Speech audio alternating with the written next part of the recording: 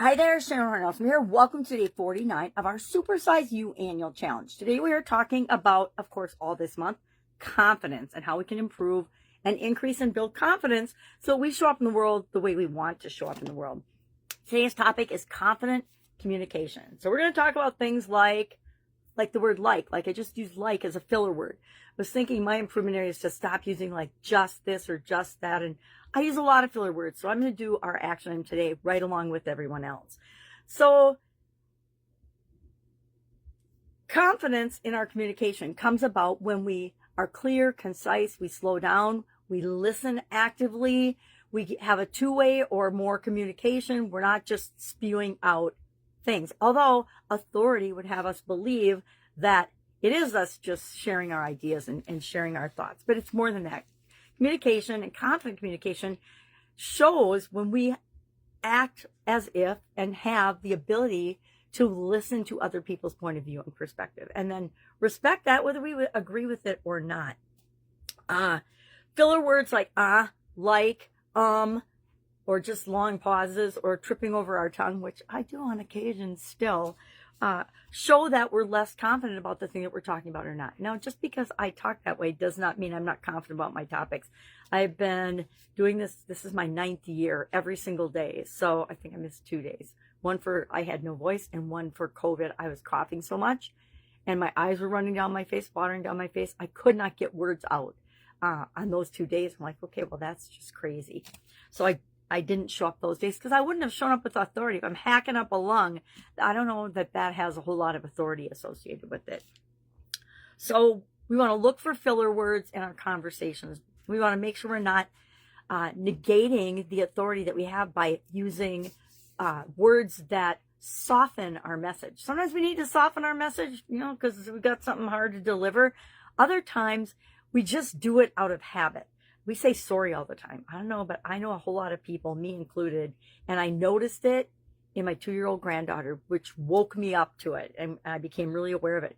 I noticed that she was saying sorry for things all the time. She still apologizes for things all the time, and I'm working with her on that because she's just apologizing for getting her personal basic needs met and for things that aren't her responsibility. And I know 100% she got that from me, because I do that all the time still, yet I am making sure I stop doing that because it gives away my personal power and authority, and it gives away it looks like I'm not confident when I'm pretty darn confident. So today for an action item, here's what we're going to do. I'm going to turn off my alarm. We are going to record ourselves. If you've never recorded yourself, or you don't have a recording of yourself, today get out your phone, push voice record, and talk about something you like and are passionate about and are authoritative about, something you know a lot about. It can be a hobby. It can be anything. It can be absolutely positively anything. Just talk for like a minute or two about it. Then go back and listen to it. How many disqualifiers do you use? How often do you soften the blow of the message that you're trying to deliver, or minimize the importance of the thing that you're trying to communicate? How fast are you speaking? How slow are you speaking? I am a fast speaker. I talk fast. I actually have to slow it down for my videos because otherwise, blah, blah, blah, blah, blah, blah. And we're all different. We speak at different paces, right? In the morning, I'm pretty excited and fired up, and so I tend to speak a little quickly. I don't think very many people would ever listen to my videos on double speed. I like to listen to recordings and things on double speed, or at least 1.75, to go through them fast, because there's way more material in the world that I want to absorb and have access to than I could possibly ever actually personally synthesize or go through. So I listen to things on fast speed, but there's some people that talk so quickly like I do that I can't listen to that. I have to listen to them at the regular one pace. So we're going to look at that. We're going to look for our language. We're going to look for our speed. We're going to look for our pacing. We're going to look for the use of filler words. And there's a whole lot of filler words. You can make almost anything a filler word and make it your own, but that's not necessarily a good thing. And then we're going to look for different, I'm going to call it apologetic ways of phrasing things. Oh, sorry for interrupting you. Just have a moment of your time. Oh, this isn't that important, but anything like that, we want to stop talking that way because it gives away our personal power, it gives away our authority. And chances are it isn't because you're not confident, but that is how the other person often perceives it. So do this exercise today. Share in the comments below just a sentence or two about how you made it feel, and then commit to one way you're going to improve your speaking with authority. Mine is to take out filler words like just, like, I think I've tried to get rid of for the most part, but I do catch myself doing it every once in a while. All right, any questions about this? Hit me up and ask. Otherwise, you can think of our reflective questions today, which I did not share, which I'm going to quickly share. What speech patterns make you sound less authority and less like you actually are? I can't even talk. Let me grab a magnifying glass. There we go. What speech patterns make me sound less confident than I actually am, right? And depending on the situation, I don't know about you, but in different situations, I'm sure I come off as less confident than I actually am and actually feel, or less competent than I actually feel. And I can't think of very many situations where I want that to be, although there are situations where I do choose that. A second reflective question: who do I know that speaks with authority and I love the way they speak and it just resonates with me? And what do they do differently than I do?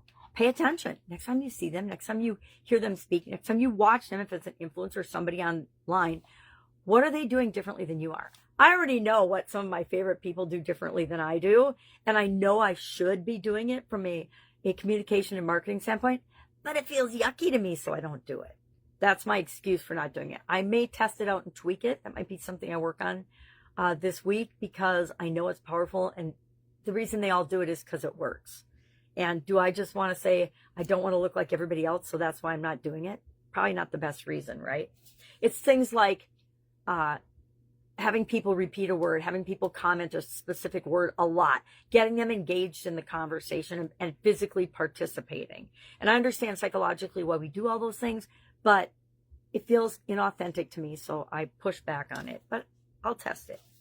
And then, how would people receive your ideas? So ask yourself, how would people receive my ideas if I communicated with more authority and more conviction, more clearly and concisely?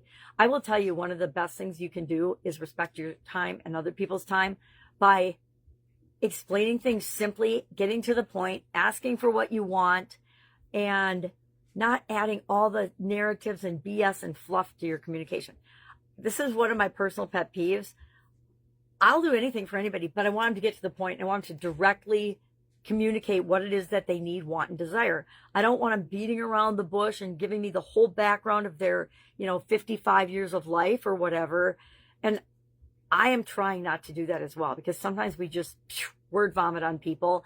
And that by the time that we get to asking for what we really need or want or desire, the person's usually off in la la land, right? So be more confident by being direct with what it is that you need and want. All right. Any questions? Hit me up. Otherwise, have an awesome day, and I'll, of course, be with you tomorrow.